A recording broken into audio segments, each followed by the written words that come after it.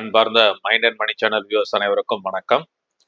அனைவருக்கும் எனது இனிய மாட்டுப்பொங்கல் வாழ்த்துக்கள். இன்னைக்கு மார்க்கெட் பார்த்தீங்கன்னா ஒரு ரேஞ்ச் பவுண்ட்லேயே தான் இருந்தது. மார்க்கெட் வந்து பார்த்தீங்கன்னா 23,300 வரைக்கும் கிட்டக்க போயிட்டு டச் ஆகி மறுபடியும் வந்து பார்த்தீங்கன்னா ஃபைனல் ஹவர்ஸில் செல்லிங் ப்ரெஷரில் ஸோ இப்போ கீழே இறங்கிடுச்சு. ஆல்மோஸ்ட் பார்த்தீங்கன்னா ஒன்லி 37 பாயிண்ட்ஸ் தான் அப்பில் முடிஞ்சுது. ஓப்பன் ஆனது பார்த்தீங்கன்னா 23,250 ஓப்பன் ஆகி ஹைக்கு வந்து 23,293 வரைக்கும் 300 வரைக்கும் டச் ஆக போச்சு. பட் க்ளோஸ் ஆனது வந்து 23,200 போல க்ளோஸ் ஆயிருக்கு. ஸோ நிஃப்டியை பொறுத்த வரைக்கும் 37 பாயிண்ட்ஸ் அப்பு, சென்செக்ஸை பொறுத்த வரைக்கும் 224 பாயிண்ட்ஸ் அப்பு, நிஃப்டி பேங்க் வந்து 23 பாயிண்ட்ஸ், நிஃப்டி ஐடி வந்து 340 பாயிண்ட்ஸ் அப்ல முடிஞ்சது. ஸோ மார்க்கெட் பார்த்தீங்கன்னா இன்னைக்கு ஒரு ரேஞ்ச் பவுண்ட்ல தான் இருந்தது. எல்லா இதுவுமே பார்த்தீங்கன்னா ஒரு கிரீன்ல தான் இருந்தது. பட் ஆனால் ரேஞ்ச் பவுண்ட்ல தான் இருக்கு மார்க்கெட்டு. நிஃப்டி வந்து பார்த்தீங்கன்னா ஆல்மோஸ்ட் 23,200 ஹோல்டு பண்ணி நிற்கிது லாஸ்ட் 2 டேஸாக. மிட் கேப் இண்டெக்ஸ் பார்த்தீங்கன்னா closes off relatively out performs Sensex நிஃப்டியோட மிட் கேப் இண்டெக்ஸ் வந்து கொஞ்சம் பெட்டராக பர்ஃபார்ம் பண்ணுச்சு இன்னைக்கு. So mid cap index gains பார்த்தீங்கன்னா ஆல்மோஸ்ட் 223 பாயிண்ட் கெயின் ஆச்சு. ட்ரெண்ட் இன்னைக்கு பார்த்தீங்கன்னா டாப் நிஃப்டி கெய்னர்ல ட்ரெண்ட் ஆன் பாசிட்டிவ் நோட் என்னன்னா, அவங்க வந்து ஒரு எல்ஆர்ஆர் செக்யூரிட்டிஸ்ல வந்து இந்த ஸ்டாக் வந்து பாசிட்டிவ் நோட் கொடுத்தாரு. இன்னைக்கு 4% அப்ல முடிஞ்சது. பவர் ஸ்டாக்ஸ்ல பார்த்தீங்கன்னா மூவ் ஹையர். ஏன்னா பட்ஜெட்ல வந்து ஏதாவது பட்ஜெட் எக்ஸ்பெக்டேஷன்ல என்டிபிசி வந்து 3% அப்ல முடிஞ்சது. மாருதியை பொறுத்த வரைக்கும் ஆல்மோஸ்ட் 2% இன்னைக்கு வந்து அப்ல முடிஞ்சது. ஆனால் புரோக்கரேஜை வந்து மாருதிக்கு வந்து பாசிட்டிவ் நோட் கொடுத்துருக்காங்க. ஸோ அதுதான் வந்து இன்னைக்கு மாருதி வந்து 2% அப்ல முடிஞ்சது. எல்என்டி டெக் பார்த்தீங்கன்னா ஒரு 3% ஹையர்ல முடிஞ்சது Q3 ரிசல்ட்டை பொறுத்து. HDFC Life ends flat. ஆக்சுவலாக Q3 ரிசல்ட்டு வந்ததுக்கப்புறம் நாளைக்கு எப்படி போகுதுன்னு பார்க்குறோம். HDFC Life. அதானி கிரீன் பார்த்தீங்கன்னா ஸ்ட்ராங் Q3 ரிசல்ட் கொடுத்துருக்காங்க. ஆல்மோஸ்ட் ஒரு 3% வரைக்கும் அப்ல முடிஞ்சது இன்னைக்கு. பிஎஸ்சி வந்து பார்த்தீங்கன்னா 3 செஷனாக வந்து கெயின்ல ஆகி இன்னைக்கு ஆல்மோஸ்ட் இந்த வீக்ல மட்டும் 13% அப்ல முடிஞ்சிருக்கு பிஎஸ்சி ஷேரை பொறுத்த வரைக்கும். ஏஎஸ்கே ஆட்டோ பார்த்தீங்கன்னா ஆல்மோஸ்ட் 6% வந்து அப்ல முடிஞ்சது. அவங்கள்ட்ட இந்த ப்ரொடக்ஷன் ஃபெசிலிட்டிஸ் வந்து கர்நாடகாவில் வந்து ஸ்டார்ட் ஆகுது. ஸோ அதனால இந்த ஸ்டாக் வந்து ஏஎஸ்கே ஆட்டோ வந்து 6% இன்னைக்கு அப்ல முடிஞ்சது. அதே மாதிரி வெல்ஸ்பேன் வந்து எம்ஓஐ சைன் பண்ணியிருக்காங்க சவுதி ஆம்கோ கம்பெனி கூட. ஸோ அதனால அந்த ஸ்டாக் வந்து 4% ஏறிச்சு. மிண்டாக் கார்ப் அதுவும் வந்து பார்த்தீங்கன்னா ஆட்டோ ஆக்சரிஸ் காம்பனண்ட் கம்பெனி அதுவும் வந்து பார்த்தீங்கன்னா இன்னைக்கு 5% ஜம்ப் முடிஞ்சது. ஏன்னா அவங்க வந்து ஒரு இதை வந்து ஃபிளாஷ் எலக்ட்ரானிக்ஸ்ல வந்து 49% ஸ்டேக் அக்விஷன் பண்றதால இன்னைக்கு அந்த ஸ்டாக் வந்து 5% அப் ஆச்சு. ஹெச்டிஎஃப்சி ஏஎம்சி வந்து பார்த்தீங்கன்னா இன்னைக்கு 5% அப் ஆச்சு. ஏன்னா புரோக்கரேஜ் வந்து பாசிட்டிவ் நோட்ஸ் சொல்லியிருக்கிறதால ஸோ இந்த Q4 வந்து Q4 நல்ல பர்ஃபார்மன்ஸ் இருக்கும்னு சொல்லியிருக்காங்க. ஸோ அதனால இன்னைக்கு வந்து 5% அப்ல முடிஞ்சது.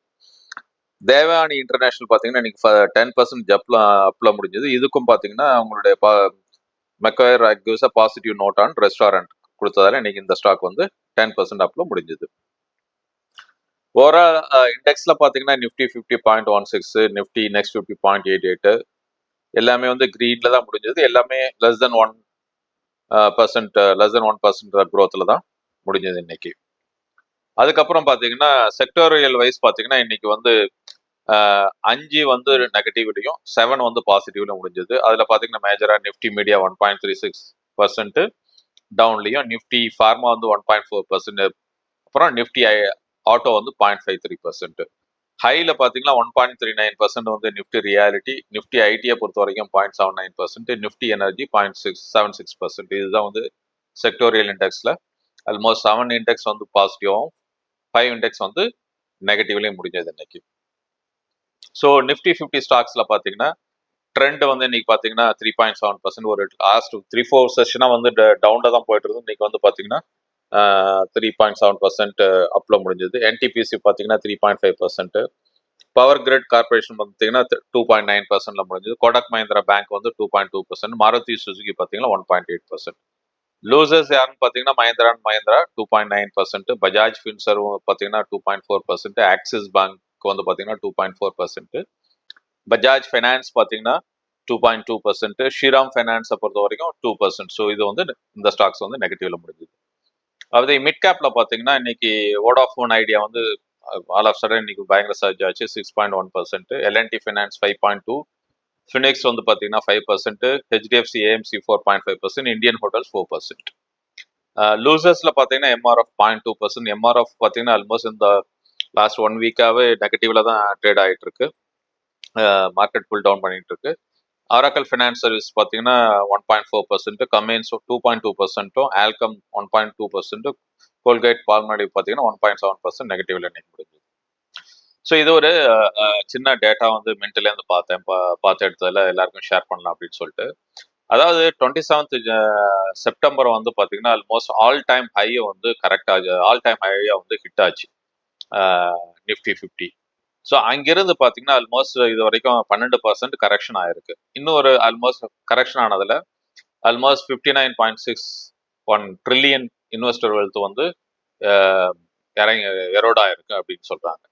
ஸோ இதே இது இன்னொரு 8% கீழே இறங்குச்சுன்னா அப்புறம் வந்து பியர் மார்க்கெட்டுக்கு மூவ் ஆகும். 20% ஃப்ரம் த பீக்ல இருந்து 20% கீழே வரும்போது பியர் மார்க்கெட்ல மூவ் ஆகிறதுக்கு சான்சஸ் இருக்கு அப்படின்னு சொல்றாங்க. பேசிக்கா பாத்தீங்கன்னா ப்ராடர் மார்க்கெட் பாத்தீங்கன்னா Nifty small cap and Nifty mid cap எல்லாம் அண்டர் பர்ஃபார்ம்ல இருக்கு. அவங்களும் பாத்தீங்கன்னா 13.5% ஹையர், அதாவது பீக்ல இருந்து கீழே இறங்கியிருக்கு அப்படின்னு சொல்றாங்க. இது அது ரெண்டுமே பீக்ல இருந்து கீழே இறங்கியிருக்கு.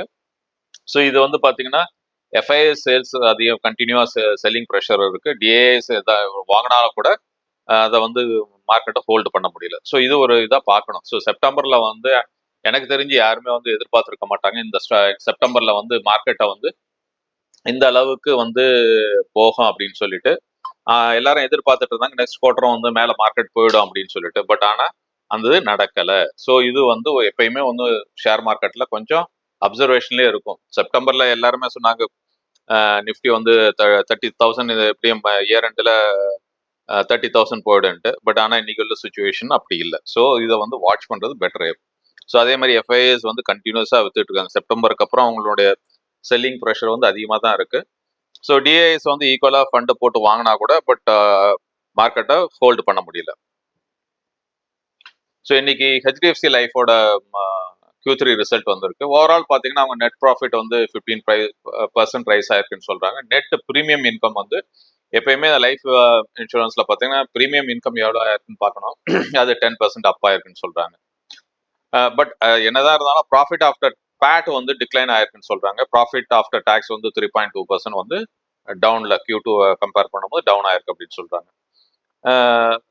அதே மாதிரி கம்பெனி வந்து ஒரு ஸ்ட்ராங் இண்டிவிஜுவல் ஏபி க்ரோத் வந்து ஆல்மோஸ்ட் 24% பண்ணியிருக்காங்க. சப்போர்ட்டட் பை 15% வந்து increase in number of policies sold and balance product mix. இதுல வந்து 15% இன்க்ரீஸ் ஆயிருக்கு அப்படின்னு சொல்றாங்க. சப்போர்ட்டட் ஓவரால் ஏபி க்ரோத் வந்து 24%.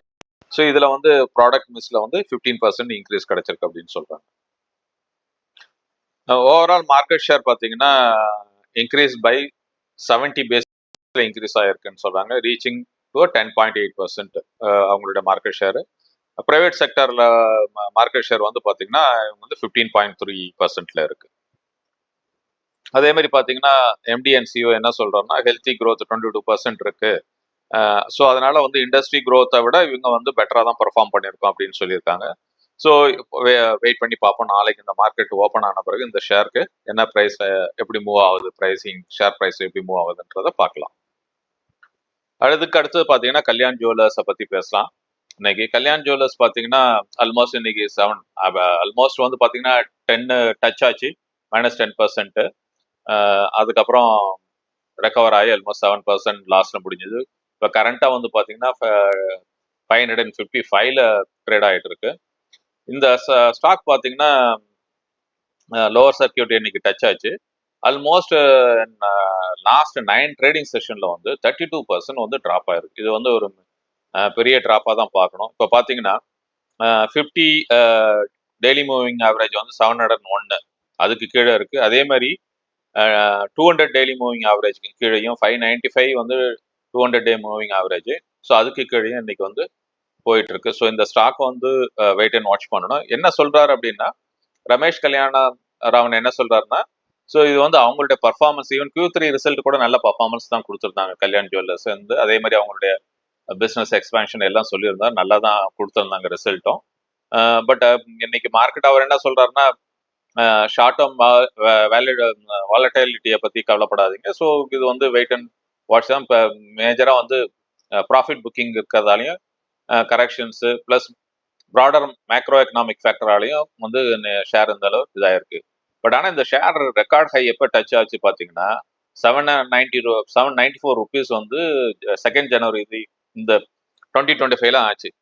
லாஸ்ட் 12 டேஸ்ல பார்த்தீங்கன்னா ஆல்மோஸ்ட் 30% ட்ராப் ஆயிருக்கு. ஸோ 31% ட்ராப் ஆயிருக்கு. ஸோ இதை வந்து பார்க்கும்போது இந்த ஷேர் ஒரு குவாலிட்டியான ஷேர் தான், பட் வெயிட் அண்ட் வாட்ச் பண்ணோம். ஸோ ஃபர்தராக இந்த ஷேர் வந்து நெக்ஸ்ட் ஃபியூ டேஸ்ல எப்படி மூவ் ஆகுதுன்றதை பார்க்கலாம். பிகாஸ் லாஸ்ட் 1 வீக்கா வந்து இந்த ஷேர் 9 ட்ரேடிங் செஷன்ல ஆல்மோஸ்ட் 31% ட்ராப் ஆயிருக்கு. It's a big drop for Kalyan Jewellers. ஏன்னா இந்த மாதிரி ஸ்டாக்ல இவ்வளவு பெரிய ட்ராப் வரும்னு யாரும் எதிர்பார்த்துருக்க கூட மாட்டாங்க.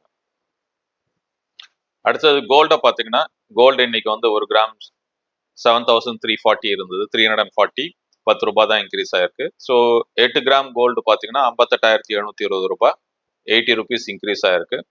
அதே மாதிரி 24 கேரட் எடுத்தீங்கன்னா 8,007 ருபீஸ் ஆயிருக்கு. 11 ருபீஸ் வந்து பிளஸ்லயும்.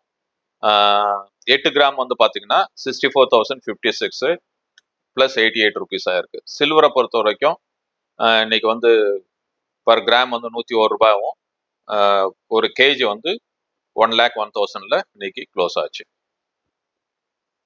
ஸோ ருப்பியை பொறுத்த வரைக்கும் பார்த்தீங்கன்னா இன்னைக்கு ஒரு பெரிய ரீபவுண்ட் ஆயிருக்கு. ஆல் டைம் லோல இருந்து பெஸ்ட் கெயின் இன் ஓவர் 7 months இன்னைக்கு வந்து ருப்பி கெயின் ஆயிருக்கு.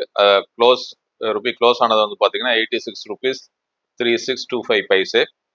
இது வந்து பார்த்தீங்கன்னா against US டாலர்ல 0.3% gain, marking the largest single day rice since June 3, 2024க்கு அப்புறம் ஹையஸ்ட் கெயின் வந்து தான் இன்னைக்கு தான் ஆயிருக்கு அப்படின்னு சொல்லிட்டு. ஸோ இது ஒரு positive for the market as well as for India. Thank you very much. இந்த வீடியோ பிடித்திருந்தால் லைக் செய்யவும், ஷேர் செய்யவும், உங்கள் கமெண்ட்டை பதிவு செய்யவும். நன்றி, வணக்கம். மீண்டும் அடுத்த வீடியோவில் சந்திப்போம்.